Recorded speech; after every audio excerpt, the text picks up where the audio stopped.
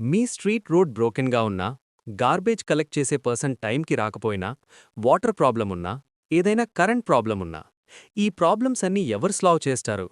మన స్టేట్ సీఎమ్మా? పోనీ మన కన్స్టిట్యుయెన్సీ ఎమ్మెల్యేనా? కాదు, వీళ్ళు ఓన్లీ స్టేట్ లెవెల్ ప్రాబ్లమ్స్ని, ఇష్యూస్ని సాల్వ్ చేస్తారు.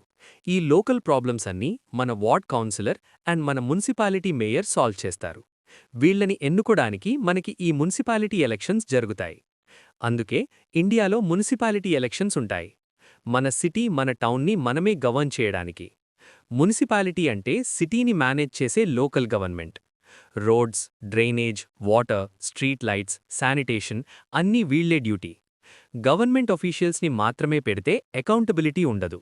సో పీపుల్ ఓట్ చేసి కౌన్సిలర్స్ అండ్ మేయర్ని ఎలెక్ట్ చేస్తారు. మీ ఓట్తో మీ ఏరియా లీడర్ కౌన్సిలర్ సెలెక్ట్ అవుతాడు. మీ వార్డ్లో కౌన్సిలర్ విన్ అవుతాడు. అందరూ కౌన్సిలర్స్ కలిసి మేయర్ని ఎలెక్ట్ చేస్తారు. వాళ్ళు డెసిషన్స్ తీసుకుంటారు. బడ్జెట్, వర్క్స్, ప్లానింగ్ అన్నీ. ఇలా ఈ మున్సిపాలిటీ ఎలక్షన్స్ అనేవి జరుగుతాయి. మున్సిపాలిటీ ఎలక్షన్స్ స్మాల్ అనుకోకు. మీ లైఫ్ని డైరెక్ట్గా ఎఫెక్ట్ చేసే ఎలక్షన్ అది. Vote wisely. Municipality elections ignore చేస్తే మీ డైలీ లైఫ్ ప్రాబ్లమ్స్ ఇగ్నోర్ అవుతాయి. Strong local leaders equal to better city. ఇలాంటి సింపుల్ ఎక్స్ప్లెనేషన్స్ కోసం ఇప్పుడే ఈ ఛానల్కి సబ్స్క్రైబ్ అవ్వండి.